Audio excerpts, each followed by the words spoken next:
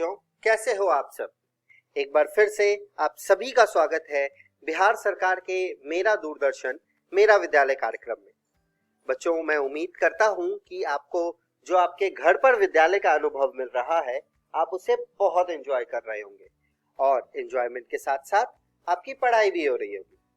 याद रहे बच्चों कि आप सभी को एपिसोड देखने के बाद अपने पाठ्य पुस्तक से इस पाठ को जरूर पढ़ लेना होता है, ताकि आपका कॉन्सेप्ट पूरा क्लियर हो जाए और आपके किताब में दिए गए सभी सवालों को भी बना लेना होता है। तो अपना कॉपी और कलम ले लीजिए बच्चों और हो जाइए तैयार। हम शुरू करते हैं आज का एपिसोड। नमस्कार दोस्तों, आज हम द्रव्य की अवस्थाएं का तीसरा भाग शुरू करने जा रहे हैं। आइए देखते हैं कि आज की इस वीडियो में हम कौन कौन सी चीजों के बारे में बात करने वाले हैं। इस वीडियो में सबसे पहले हम डाल्टन का आंशिक दाब का नियम पढ़ेंगे। उसके बाद हम गतिज ऊर्जा एवं अणुक गति के बारे में पढ़ेंगे और आखिरी में हम गैसों का अणुगतिक सिद्धांत पढ़ेंगे। तो आइए शुरू करते हैं डाल्टन का आंशिक दाब का नियम। ये नियम क्या कहता है, पहले ये जान लेते हैं। यह नियम कहता है कि अन्योन्य क्रिया से विहीन गैसें, जिन्हें हम नॉन रिएक्टिव गैसेस कहते हैं, के मिश्रण का कुल दाब प्रत्येक गैस के आंशिक दाब यानी कि पार्शियल प्रेशर के योग के बराबर होगा। इसका क्या मतलब है, आप देख सकते हैं एक चित्र अपने स्क्रीन पर। 3 गैसें हैं, गैस ए, गैस बी और गैस सी। उन गैसों का जो पार्शियल प्रेशर है वो पीए, पीबी और पीसी है। ये तीनों गैसें ऐसी हैं कि अगर मैं इनको एक साथ डाल दूं तो ये आपस में कोई रिएक्शन नहीं करेगी। तो मैंने क्या किया, मैंने इन तीनों गैसों को एक साथ डाल दिया। अब डाल्टन का नियम ये कहता है कि अगर हमने इन तीनों गैसों को, जो कि नॉन रिएक्टिव गैसेस हैं, उनको एक साथ डाल दिया तो जो टोटल प्रेशर होगा, जो कुल दाब होगा, वो उन गैसों के इंडिविजुअल प्रेशर के सम के बराबर होगा। आप देख सकते हैं P कुल बराबर P1 plus P2 plus P3 और जितने भी गैसेस होंगे। यहाँ पर एक चीज आपको ध्यान रखनी है कि डाल्टन का आंशिक दाब का नियम स्थिर टेम्परेचर यानी कि स्थिर ताप और स्थिर आयतन पर ही काम करता है। फिर एक और चीज होती है जो परीक्षाओं में अक्सर पूछ ली जाती है, शुष्क गैस का दाब। तो वो होता है P कुल यानी कि जो कुल दाब आपका आया माइनस जलीय तनाव। तो जलीय तनाव को अगर आप कुल प्रेशर से माइनस कर दो तो आपको शुष्क गैस का दाब मिलता है। अब आगे बढ़ते हैं और बात करते हैं मोल अंश के रूप में आंशिक दाब। अभी हमने थोड़ी देर पहले देखा था कि PV = nRT करके एक आदर्श गैस समीकरण होता था। हमने क्या किया, P को एक तरफ रखा और बाकी चीजें एक तरफ ले आए। तो उससे हमारी ये 3 इक्वेशन बनी, P1, P2 और P3 के लिए। 3 अलग अलग प्रेशर के लिए हमने समीकरण बनाया है। P अलग है और N अलग है। आप देख सकते हैं यहाँ पर V और T की मात्रा सेम है तीनों समीकरण में। अब हमने क्या किया, तीनों को ऐड कर दिया, जिससे हमारा P कुल निकल गया डाल्टन के आंशिक दाब के नियम से। P कुल हमने निकाला P1 plus P2 plus P3 के मदद से। अब हमने क्या किया, P1, P2 और P3 की जगह पर हमने ऊपर वाली वैल्यूज रख दी। तो जब हमने वैल्यूज रखी तो हमारे पास आखिरी में आ गया N1 plus N2 plus N3, ये ब्रैकेट में है, और RT अपॉन V। अब हम क्या करेंगे, P1 अपॉन P टोटल कर देंगे। तो P1 को जब हमने P टोटल से डिवाइड किया तो वो कुछ ऐसा आ गया, और आखिरी में हमारे पास इसकी मदद से आता है X1, जो कि मोल अंश है। मोल अंश के बारे में आपने पहले चैप्टर में पढ़ा होगा, तो ये वहीं से आया है। ये मोल अंश है, P1 अपॉन P टोटल बराबर 1 का मोल अंश, जो भी गैस 1 होगी उसका मोल अंश। अब हम जब इसे रीअरेंज करेंगे तो ये बनेगा P1 = X1 × P कुल। तो आप यहाँ से ये कह सकते हैं कि अगर आपके पास कुल दाब की वैल्यू दी हुई है और आपको किसी एक गैस का पार्शियल प्रेशर यानी कि आंशिक दाब निकालना है, तो आप क्या करेंगे, कुल दाब को उस गैस के मोल अंश से गुणा कर देंगे। अगर मैं इस बात को जनरली बोलूं तो मैं इसको ऐसे लिख सकता हूं, Pi = Xi × P कुल। तो यहाँ पर I की जगह पर आप वो नंबर डाल सकते हैं, कुछ भी नंबर हो सकता है। अब आगे बढ़ते हैं और बात करते हैं गतिज ऊर्जा एवं अणु गति की। गैसों के अणु निरंतर गति करते रहते हैं। गति मतलब मोशन करते रहते हैं, हिलते डुलते रहते हैं। गति करते समय अणु आपस में और पात्र की दीवार से टकराते हैं। इससे उनकी गति और ऊर्जा परिवर्तित होती रहती है। तो जो उस गति की एवरेज वैल्यू होती है U एवरेज, वो सारे अणुओं की जो गति है उसको हम पहले ऊपर सम करते हैं और उसको n से डिवाइड कर देते हैं। n जो है वो अणुओं की संख्या है। ये जो UAV है इसे हम हिंदी में औसत गति कहते हैं। अब हम एक ग्राफ देखने वाले हैं। इस ग्राफ को आप ध्यान से देखिए। ये हमने दो टेम्परेचर T1 और T2 पर ग्राफ दिया हुआ है। अब हम इस ग्राफ को समझने की कोशिश करते हैं। जो y एक्सिस है उसमें अणुओं की संख्या मतलब n की वैल्यू दी हुई है और जो हमारी x एक्सिस है उसमें हमें गति दी हुई है। जो T1 है, जो T1 तापमान है वो T2 से कम है, ये हमें दिया हुआ है। आप देख सकते हैं कि जो T1 है उस पे जो ग्राफ है वो थोड़ा तिकोना सा बना है और जो T2 है उसमें जो ग्राफ है वो थोड़ा चौड़ा सा बना है। ग्राफ में 3 वैल्यू दी गई हैं और वो ग्राफ के पीक पर दी गई हैं। पहली जो वैल्यू है वो है औसत गति, दूसरी जो वैल्यू है वो है अति संभाव्य गति और तीसरी जो वैल्यू है वो है वर्ग माध्य मूल वेग। औसत गति तो हमने अभी देख ली, लेकिन ये जो दो गतियां हैं ये हम अभी देखने वाले हैं। यहाँ पर देखने वाली एक चीज है कि T1 क्योंकि T2 से छोटा है उसमें जो ग्राफ है वो थोड़ा तिकोना बन रहा है, लेकिन T2 पर जो ग्राफ है वो थोड़ा चौड़ा बन रहा है। तो इस बात को आप नोट करिएगा, हम इसके बारे में आगे थोड़ी सी बात करने वाले हैं। अब बात करते हैं अति संभाव्य गति की। ग्राफ का शीर्ष बिंदु वह गति प्रदर्शित करता है जो अधिकतर अणुओं की होती है। इस गति को अति संभाव्य गति यानी कि मोस्ट प्रोबेबल स्पीड कहते हैं। इसको UMP से दर्शाते हैं। तापमान बढ़ने पर UMP बढ़ती है, मतलब अति संभाव्य गति बढ़ती है। तो ये चीज आपने पहले भी देखी थी कि अगर आप कहीं पर टेम्परेचर बढ़ा देते हो, तापमान बढ़ा देते हो, तो जो अणु है वो तेज तेज गति करने लगते हैं। तापमान बढ़ने पर ग्राफ चौड़ा हो जाता है। ये चीज मैंने आपको बोला था कि नोट करने के लिए कि तापमान बढ़ने पर ग्राफ चौड़ा हो जाता है और यह दर्शाता है कि उच्च गति पर गतिमान अणुओं की संख्या बढ़ जाती है। बहुत ही इंपॉर्टेंट चीज है परीक्षा के उद्देश्य से, तो ये चीज आप अपनी कॉपी में लिख लीजिए और इसमें स्टार मार्क कर लीजिए। आगे बात करते हैं मध्य मूल वेग की।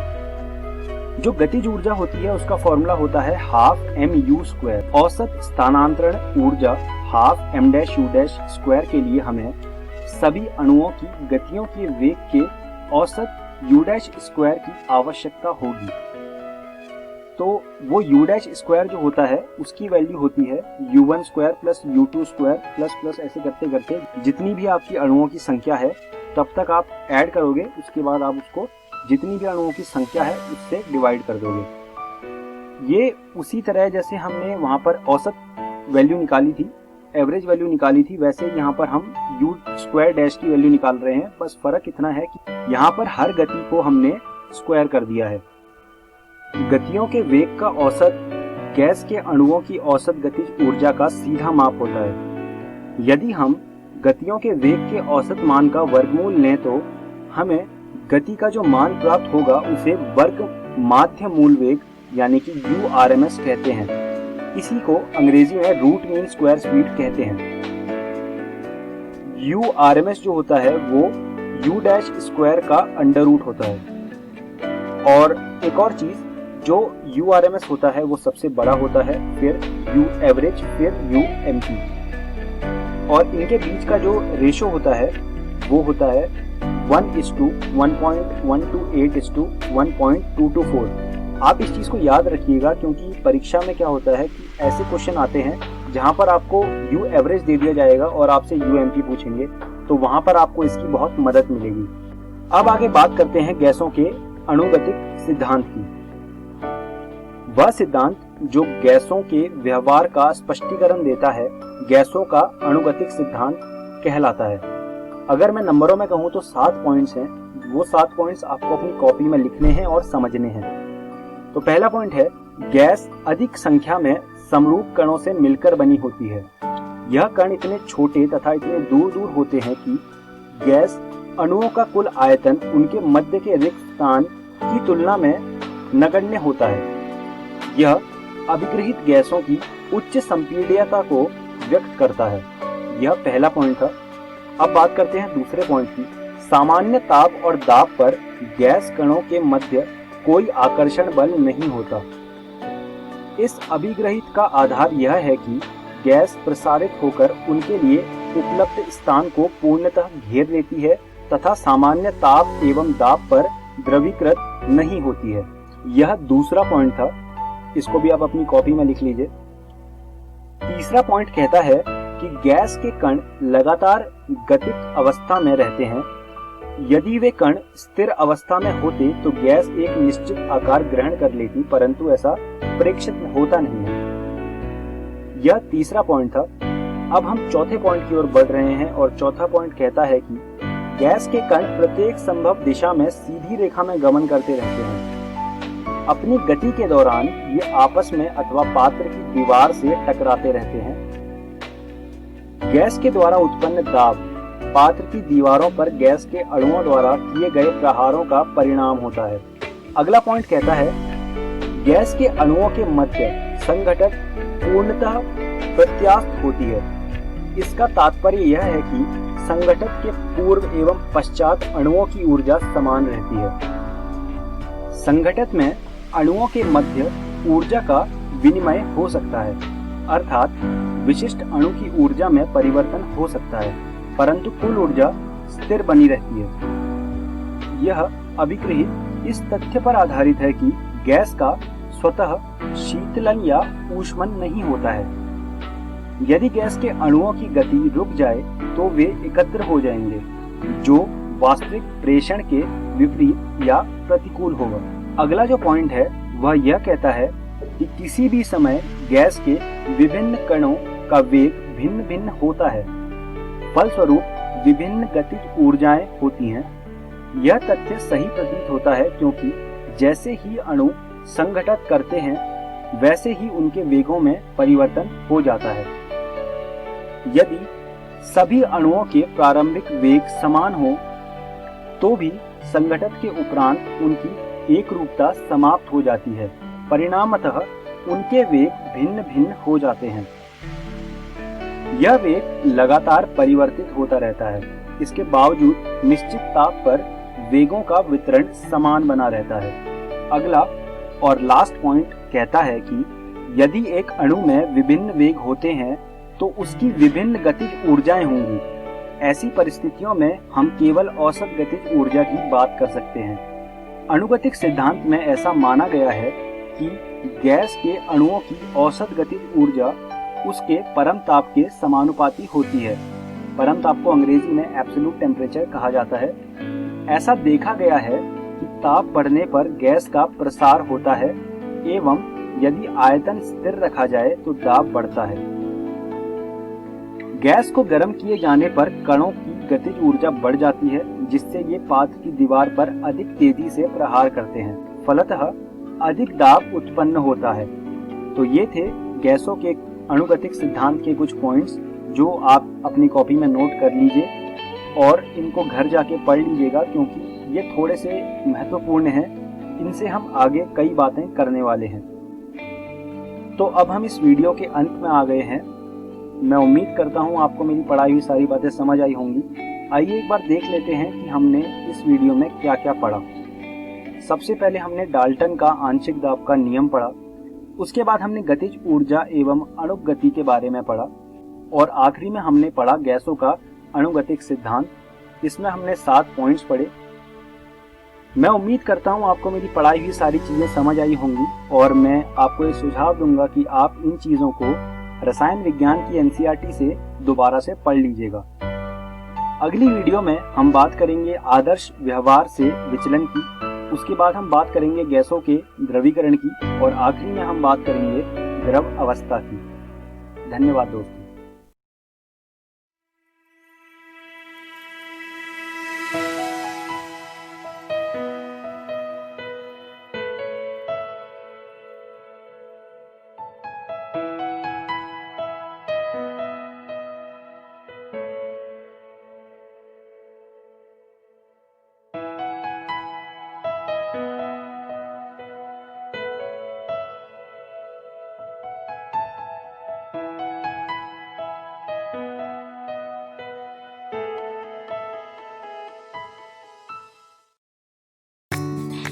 नमस्कार दोस्तों, आज के इस वीडियो में हम एक नया अध्याय शुरू करने वाले हैं जो कि है ठोसों के यांत्रिक गुण। दोस्तों, आज के इस वीडियो में हम पढ़ेंगे कि ठोसों का परिचय क्या होता है, जिसके बाद हम देखेंगे कि ठोसों का प्रत्यास्थ व्यवहार कैसा होता है। तो चलिए दोस्तों शुरू करते हैं। दोस्तों, जैसा कि आपने अपने आसपास बहुत बड़ी बड़ी इमारतें देखी होंगी, ब्रिजेस देखे होंगे, तरह तरह की मशीन्स देखी होंगी, क्रेन्स, फ्लाईओवर और भी बहुत से इंजीनियरिंग मार्बल्स देखे होंगे। दोस्तों, जैसा कि आप जानते हैं कि ये सब ठोस पदार्थों से बने होते हैं। तो फ्रेंड्स, आज के इस अध्याय में हम वो सब चीज़ें पढ़ने वाले हैं जो इन सारी चीज़ों को बनाने के लिए, मतलब इन सारी चीज़ों को डिज़ाइन करने के लिए आवश्यक होती हैं। तो दोस्तों, इस प्रकार से आप समझ ही सकते हैं कि ये जो चीज़ हम आज पढ़ने वाले हैं उसका बहुत ही भौतिक और व्यवहारिक अनुप्रयोग है। तो चलिए दोस्तों शुरू करते हैं। दोस्तों, सबसे पहले हम देखते हैं कि ठोस पदार्थ क्या होते हैं। ठोस पदार्थ वह पदार्थ होते हैं जिनका कोई निश्चित आकार और आवृत्ति होती है।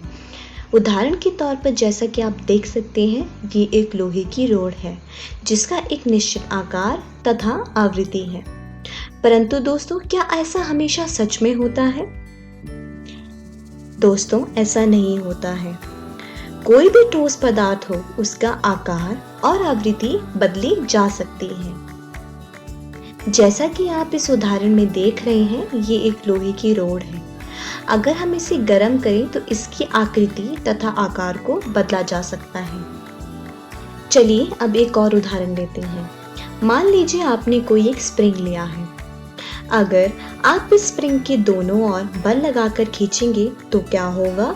इसकी जो लंबाई होगी वो बढ़ जाएगी और जैसे ही आप उसके छोरों को छोड़ेंगे तो वो फिर से अपनी आवृत्ति पुनः प्राप्त कर लेगा। इसी तरह से एक और उदाहरण है हमारे पास जो कि रबर का है। तो दोस्तों, क्या कभी आपने ऐसा सोचा है कि ऐसा किस कारण से हुआ होगा? किसी भी ठोस पदार्थ को बदलने के लिए उसकी आकृति तथा आकार को बदलने के लिए बल की आवश्यकता होती है, जैसा कि आपने स्प्रिंग के उदाहरण में देखा। तो दोस्तों, किसी पिंड का वह गुण जिसे वह प्रत्यारोपित बल को हटाने पर अपनी प्रारंभिक आकृति को पुनः प्राप्त कर लेता है, उसे हम कहते हैं प्रत्यास्थता। एक और उदाहरण लेते हैं। जैसा कि आप इस चित्र में देख रहे हैं कि इसमें एक स्प्रिंग है जो कि एक डिब्बे से, एक बॉक्स से बंधा हुआ है।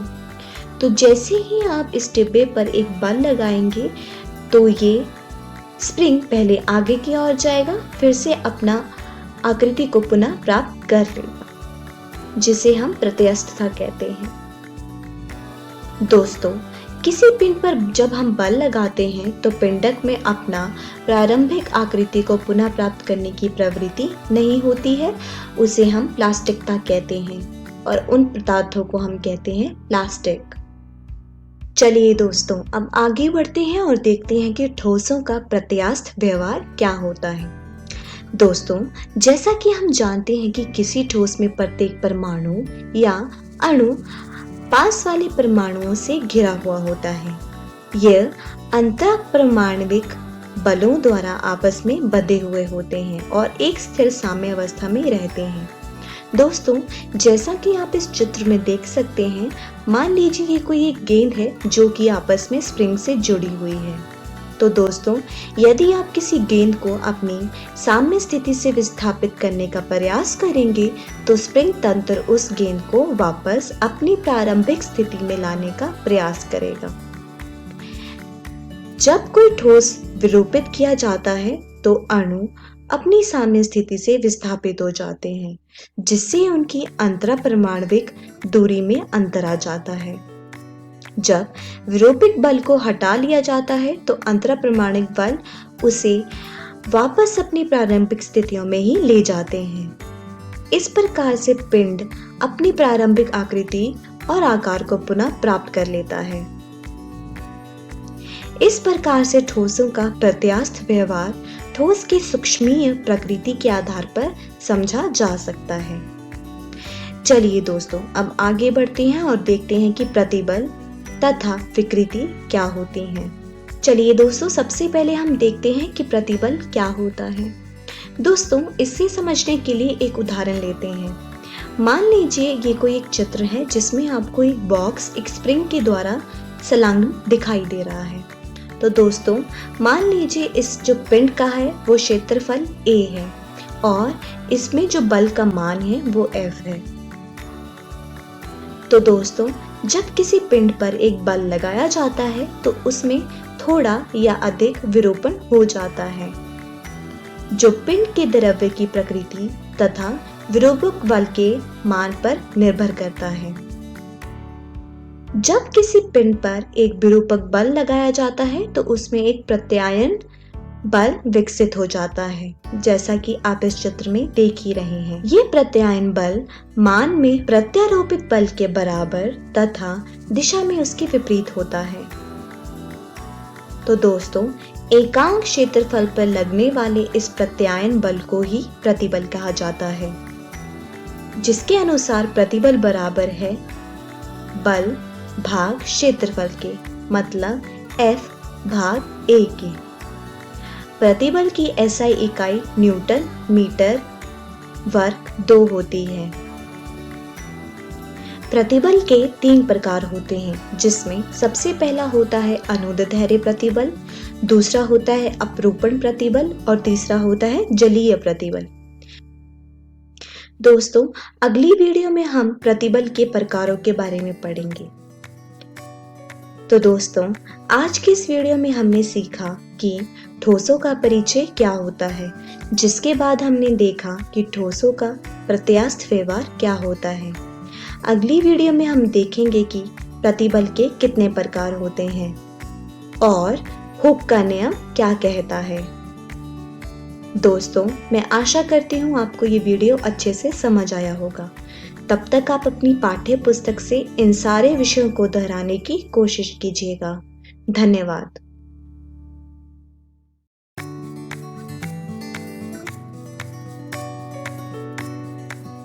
प्रतिबल की इकाई क्या है?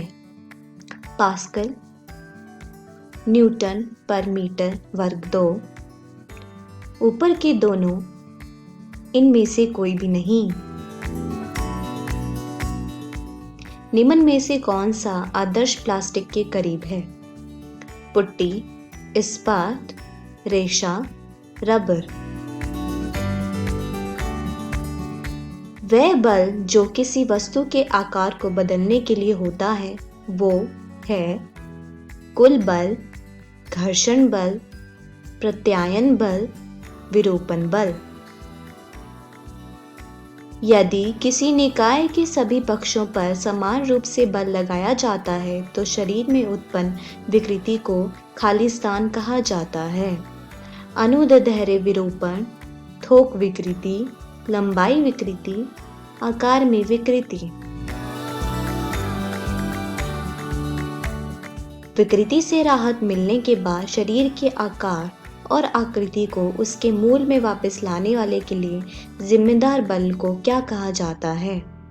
राहत देने वाला बल, प्रत्यायन बल, सुधार बल, विरोधी विरूपण बल।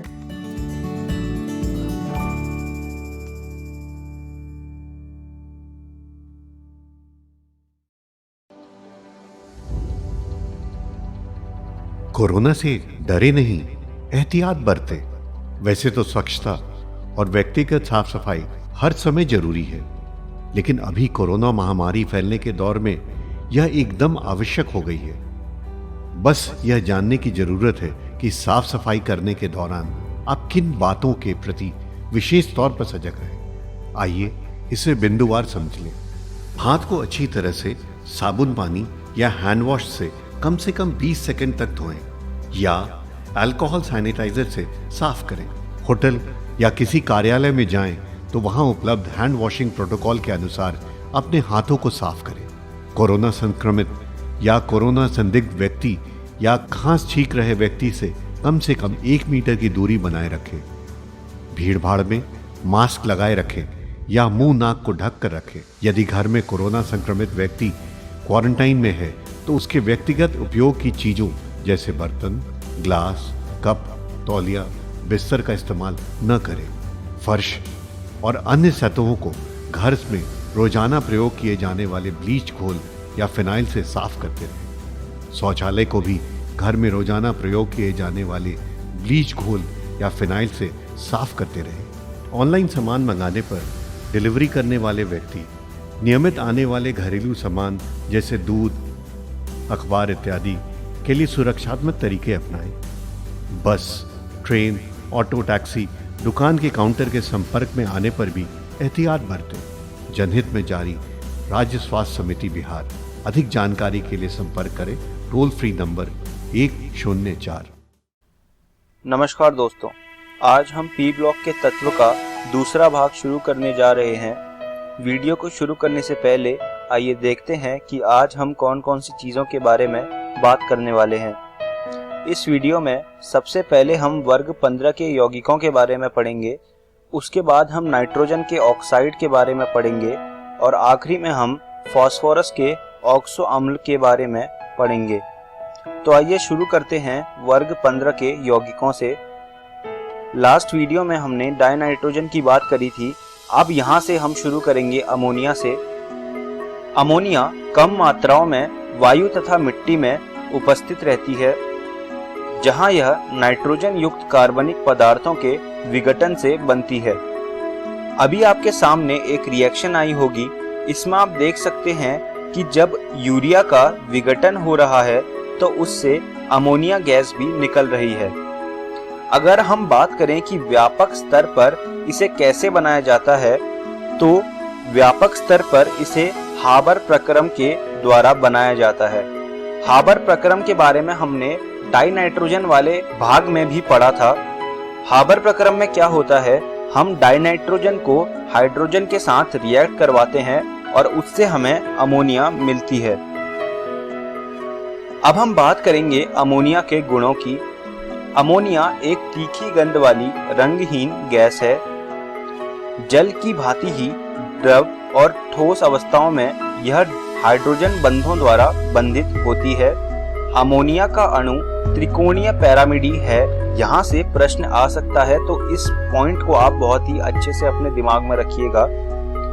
अमोनिया गैस जल में अत्यधिक विलेय है, मतलब ये जल में बहुत ही आसानी से घुल जाती है। यहाँ पर आप रिएक्शन देख सकते हैं, NH3 को जब हम जल में डालेंगे तो NH4+ और OH- बनता है। यहाँ पर OH- आयन बनने के कारण इसका जलीय विलयन दुर्बलतः क्षारीय है, मतलब वीकली बेसिक होता है इसका सॉल्यूशन। अब हम बात करते हैं अमोनिया की अभिक्रियाओं के बारे में। ये कुछ अमोनिया की अभिक्रिया है। ZnSO4 के साथ अगर आप अमोनिया की रिएक्शन करवाएंगे तो आपको व्हाइट पीपीटी मिलेगी, यानी कि श्वेत अवशेप, और सेम चीज आपको FeCl3 के साथ भी देखने को मिलेगी। तो ये 2 रिएक्शन हैं अमोनिया की। इसके अलावा ये 3 रिएक्शन और हैं। अगर आप Cu2+ में अमोनिया डालते हैं तो वो डीप ब्लू कलर का एक सॉल्यूशन दे देता है।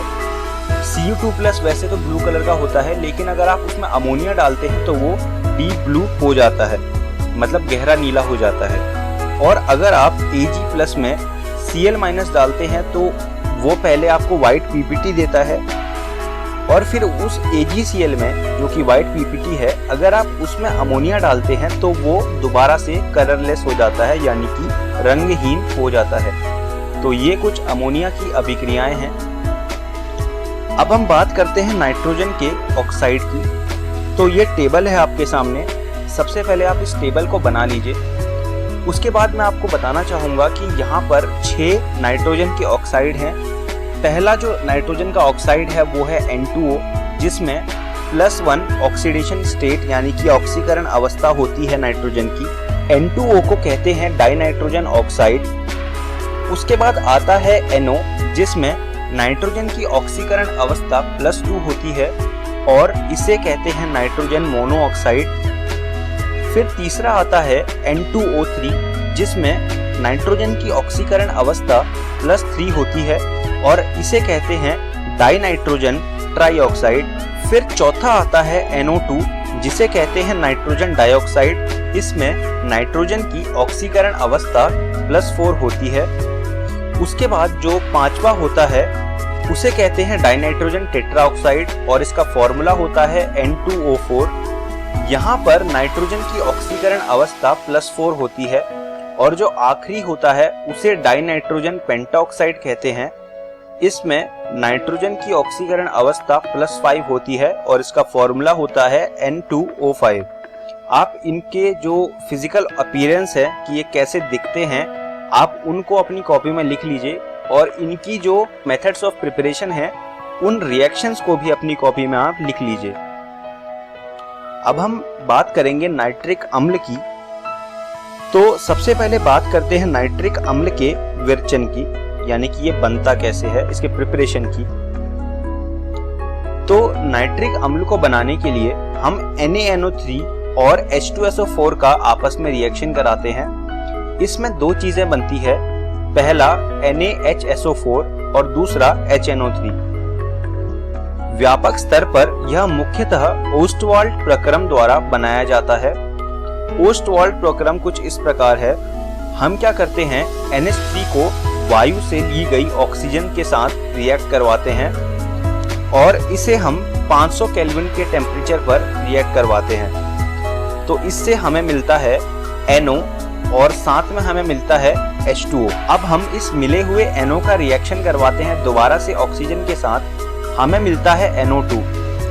फिर हम इस NO2 को पानी में मिला देते हैं तो हमें HNO3 मिल जाता है, जो कि हमारा नाइट्रिक अम्ल या फिर नाइट्रिक एसिड कहलाता है। तो ये ओस्टवाल्ड प्रक्रम है और ये बहुत ही ज़्यादा इम्पोर्टेंट है। एग्जाम में हाबर प्रक्रम और ओस्टवाल्ड प्रक्रम को पूछा ही जाता है। तो आप इस चीज़ को अपनी कॉपी में लिख लीजिए और इसको आप याद रखिएगा, इसकी रिएक्शंस को आप याद रखिएगा। अब हम आगे बढ़ते हैं और बात करते हैं नाइट्रिक अम्ल के गुणों की। यह एक रंगहीन गैस है।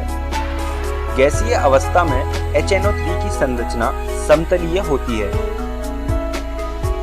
जलीय विलयन में नाइट्रिक अम्ल प्रबल अम्ल की तरह व्यवहार करता है। जैसे कि आप देख सकते हैं, अगर आप HNO3 को पानी में मिला दें तो ये H3O+ आयन देगा और साथ में NO3- देगा। क्योंकि ये H3O+ आयन दे रहा है तो यहाँ से ही ये पता चलता है कि ये एक प्रबल अम्ल है।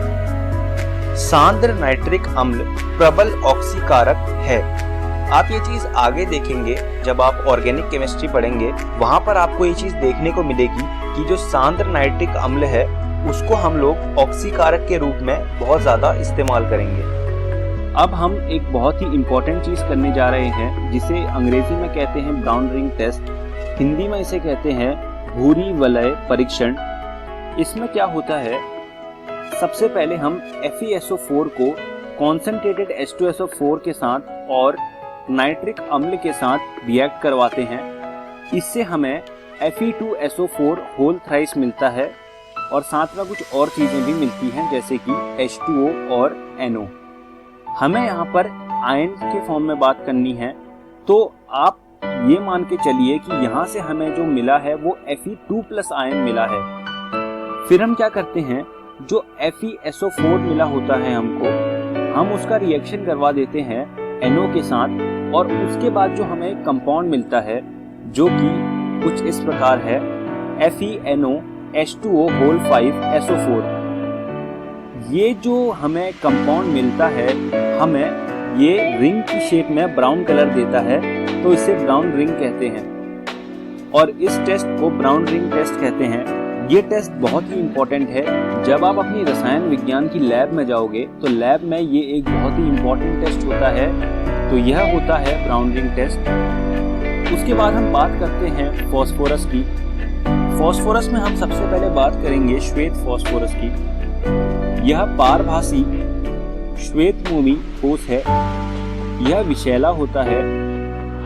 यह जल में अविलेय परंतु कार्बन डाइसल्फाइड में विलेय होता है तथा अंधेरे में चमकता है। यह जल में अविलेय क्यों होता है और कार्बन डाइसल्फाइड में विलेय क्यों होता है, ये जानते हैं। किसी भी चीज को अगर आप किसी दूसरी चीज में विलय कराना चाहते हैं तो उसके लिए ये होना बहुत ज़रूरी है कि वो या तो पोलर हो, वो दोनों चीज़ें या तो पोलर हो या वो दोनों चीज़ें नॉन पोलर हो। श्वेत फास्फोरस नॉन पोलर होता है जबकि जल पोलर होता है, इसलिए वो जल में अविलेय है। लेकिन अगर बात करें कार्बन डाइसल्फाइड की तो कार्बन डाइसल्फाइड भी नॉन पोलर होता है, तो इसीलिए कार्बन डाइसल्फाइड में श्वेत फास्फोरस विलेय होता है। इसके अलावा श्वेत फास्फोरस अंधेरे में चमकता है। अगर हम इसकी रिएक्शन देखें NaOH के साथ, तो NaOH के साथ रिएक्शन करके ये PH3 देता है। अब हम बात करेंगे लाल फास्फोरस के बारे में। यह श्वेत फास्फोरस को 573 केल्विन में कई दिनों तक गर्म करने से बनता है।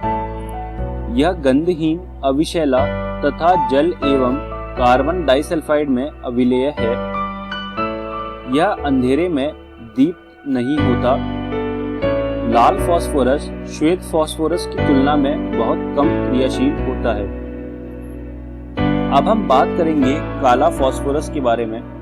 इसे अंग्रेजी में ब्लैक फास्फोरस कहते हैं। इसके दो रूप होते हैं, अल्फा काला फास्फोरस तथा बीटा काला फास्फोरस। लाल फास्फोरस को 803 केल्विन पर बंद नलिका में गर्म करने पर अल्फा काला फास्फोरस बनता है। बीटा काला फास्फोरस श्वेत फास्फोरस को 473 केल्विन ताप तथा उच्च दाब पर गर्म करके बनाया जाता है। उसके बाद हमें बात करनी है फॉस्फीन की। सबसे पहले हमें देखना है फॉस्फीन का विरचन। ये रिएक्शन हमने पहले भी देखी थी। P4 को NaOH के साथ रिएक्ट करवा के फॉस्फीन बनाया जाता है। अशुद्धियों से शुद्ध करने के लिए इसे HI में अवशोषित किया जाता है, जिससे फॉस्फोनियम आयोडाइड बन जाए, जो KOH से अभिक्रिया कराने पर फॉस्फीन दे देता है। आप देख सकते हैं PH4I को हमने KOH में डाला तो हमें Ki plus H2O plus PH3 मिला, जो कि फॉस्फीन का शुद्ध रूप है। अब हम बात करते हैं फॉस्फीन के गुणों के बारे में। यह एक रंगहीन सड़ी मछली के समान गंध वाली अत्यंत विषैली गैस है। यह ऑक्सीकारकों के वाष्पों की अति सूक्ष्म मात्रा के संपर्क में आने पर विस्फोटित होती है। यह जल में आंशिक रूप से विलेय है, यानी कि यह पूरी तरह नहीं घुलती, लेकिन इसका कुछ पार्ट घुल जाता है और कुछ पार्ट अविलेय ही रहता है। PH3 का जलीय विलयन प्रकाश की उपस्थिति में विघटित होकर लाल फास्फोरस तथा H2 देता है। यह दुर्बल क्षारकीय है, यानी कि यह वीकली बेसिक है। तो यह थे फॉस्फीन के गुण। अब हम आगे बढ़ते हैं और बात करते हैं फास्फोरस ट्राइक्लोराइड की। यह श्वेत फास्फोरस पर शुष्क क्लोरीन प्रवाहित करने से प्राप्त होता है। इसकी जो रिएक्शन है वो कुछ इस प्रकार है। P4 प्लस 6Cl2 हमें देता है PCl3, जो कि फास्फोरस ट्राइक्लोराइड है। यह थायोनाइल क्लोराइड की अभिक्रिया श्वेत फास्फोरस के साथ करने से भी प्राप्त किया जाता है। तो आप देख सकते हैं, अगर हम श्वेत फास्फोरस को SOCl2 के साथ रिएक्ट करवाएं तो हमें PCl3 मिलता है और साथ में SO2 और H2Cl मिलता है। यहाँ पर PCl3 हमारा फास्फोरस ट्राइक्लोराइड है। अब हम बात करेंगे फास्फोरस ट्राइक्लोराइड के गुणों की। यह रंगहीन तैलीय द्रव है तथा नमी की उपस्थिति में जल अपघटित हो जाता है। PCl3 को अगर आप जल के साथ रिएक्ट करवाएंगे, यानी कि वाटर के साथ रिएक्ट करवाएंगे, तो ये हमें H3PO3 देता है और साथ में HCl देता है। यह OH समूह युक्त कार्बनिक यौगिकों से क्रिया करता है। ये उन सभी ग्रुप से रिएक्ट करता है जिसमें OH लगा होता है। तो ये थे फास्फोरस ट्राइक्लोराइड के गुण। अब हम बात करेंगे फास्फोरस पेंटाक्लोराइड की। सबसे पहले देखते हैं इसका विरचन। फास्फोरस पेंटाक्लोराइड श्वेत फास्फोरस की शुष्क क्लोरीन के आधिक्य में अभिक्रिया से बनता है।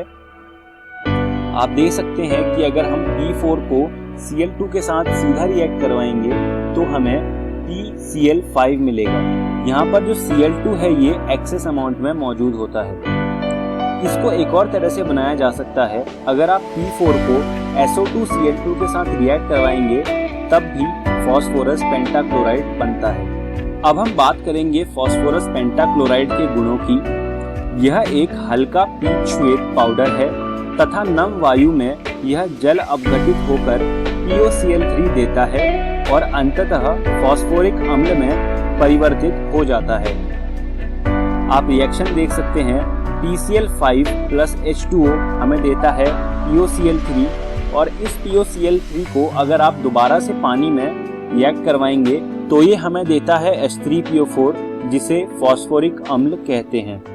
अधिक गर्म करने पर यह वियोजित हो जाता है, यानी कि अगर आप PCl5 को ज़्यादा गर्म करोगे तो ये PCl3 और Cl2 में वियोजित हो जाएगा। द्रव तथा गैसीय प्रावस्थाओं में इसकी संरचना त्रिसमन्ताक्ष द्विपैरामिडी होती है। यहाँ पर तीनों निर्शीय आबंध समतुल्य हैं, जबकि दो अक्षीय आबंध निर्शीय बंधों से बड़े हैं।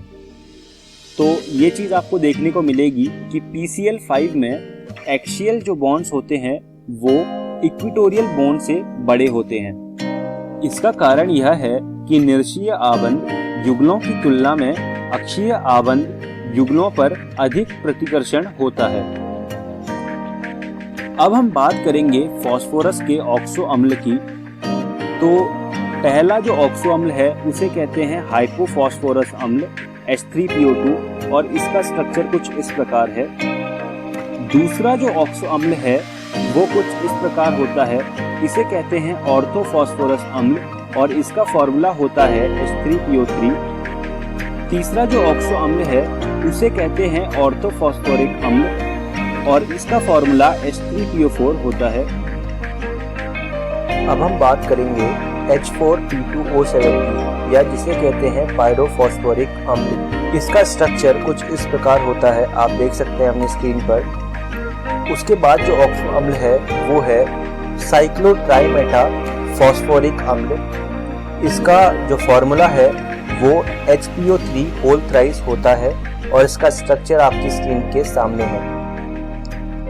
अब जो आखिरी अम्ल है उसे कहते हैं पॉलीमेटा फॉस्फोरिक अम्ल।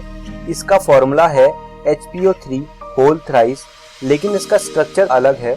इसका फॉर्मूला साइक्लोट्राइमेटा फॉस्फोरिक अम्ल से मिलता जुलता है, लेकिन इसका स्ट्रक्चर अलग है।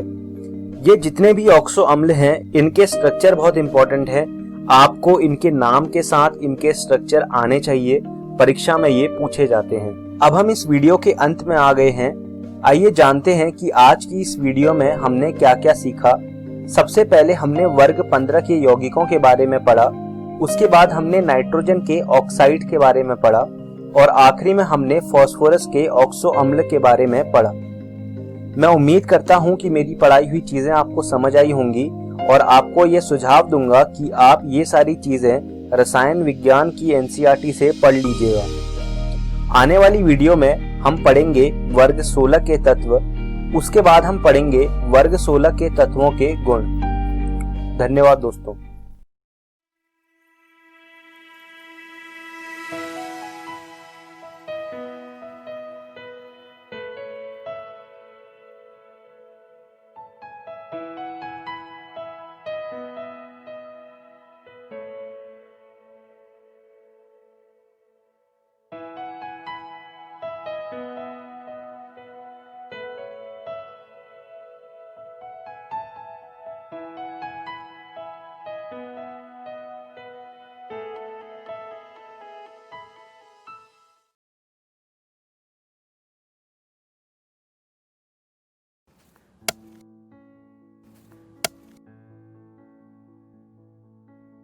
अरे भाई राजू, क्या?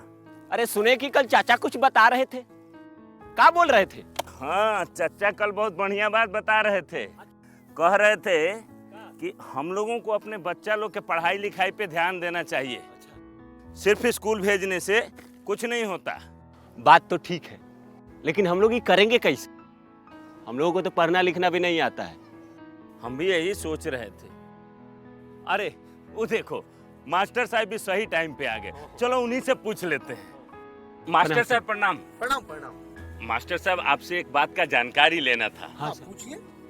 अब हम लोग तो ठहरे कम पढ़े लिखे आदमी, हाँ लेकिन हम लोग का बच्चा लोग स्कूल में जाके क्या करता है, क्या सीखता है, क्या पढ़ता है, ये हम लोग कैसे जानेंगे? होता आसान है। अच्छा कैसे? चलिए आप लोग स्कूल में, हम बताते हैं। जी जी चलिए। जी सर चलिए। चलो चलो हाँ हाँ चलिए। हाँ हाँ मिठा लेते हैं।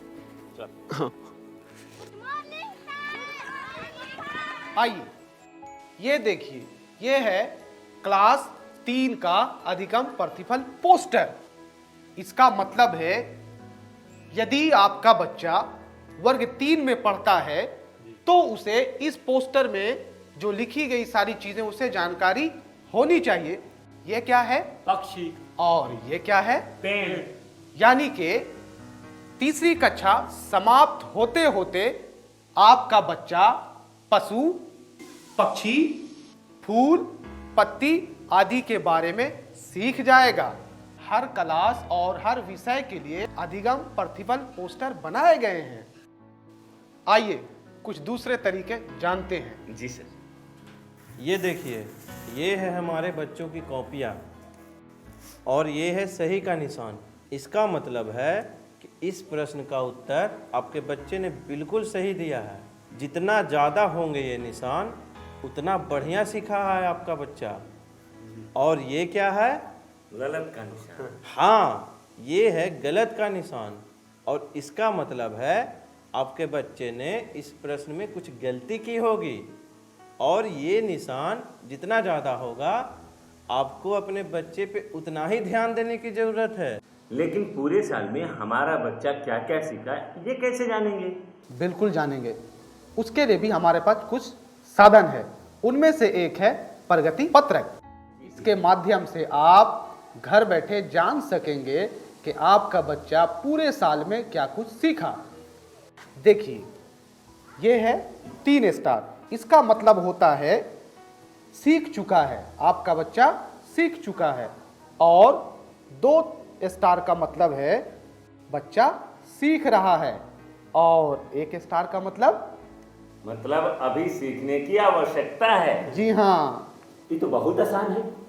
अब तो हम जैसे बिना पढ़े लिखे लोग भी अपने बच्चों की कॉपी आसानी से जांच कर पाएंगे। बिल्कुल जांच पाएंगे मनोज। हाँ मास्टर साहब, आपने तो बिल्कुल सही बात बताई थी।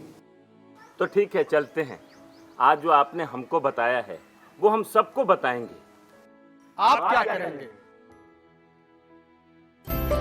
आइए हम मिलकर अपने बच्चों के भविष्य को एक नई उड़ान दें। आज हम पूछेंगे तो कल ये सीखेंगे।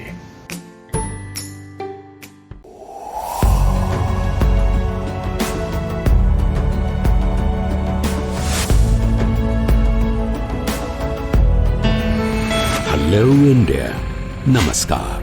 पेरेंट्स के लिए बच्चों को अवार्ड्स मिलने की खुशी सबसे अधिक होती है और अगर ये अवार्ड्स ऐसे आइडिया इनोवेशन के लिए मिले जो दूसरों की जिंदगी को आसान बना दे तो ये और भी बढ़ जाती है। देश भर के हजारों बच्चे विज्ञान पर आधारित अपने आइडिया इनोवेशन के लिए पहचान और सम्मान पा रहे हैं और नए भारत के निर्माण का हिस्सा बन रहे हैं। आप भी 6ठी से 10वीं कक्षा में पढ़ रहे अपने बच्चों को DST और NIF द्वारा आयोजित इंस्पायर अवार्ड्स मानक में भाग लेने के लिए प्रेरित करें। अधिक जानकारी के लिए गूगल करें इंस्पायर अवार्ड्स मानक।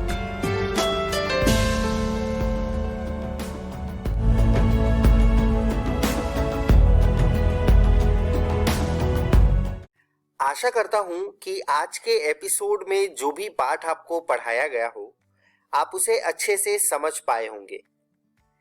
यदि कोई सवाल आपके मन में आया हो तो उसे उन्नयन ऐप पर आप पोस्ट करके अपने जवाब को जान सकते हैं या फिर आप हमें ईमेल भी कर सकते हैं स्क्रीन पर दिए गए ईमेल आईडी पे।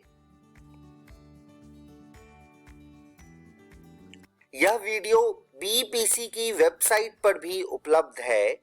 वेबसाइट नोट कर लीजिए बच्चों, www.bepcssa.in।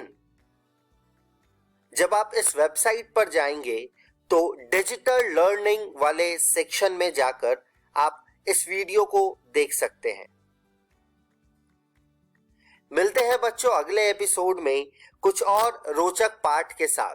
तब तक के लिए घर में रहिए, सुरक्षित रहिए और पढ़ते रहिए। बाय बाय बच्चों।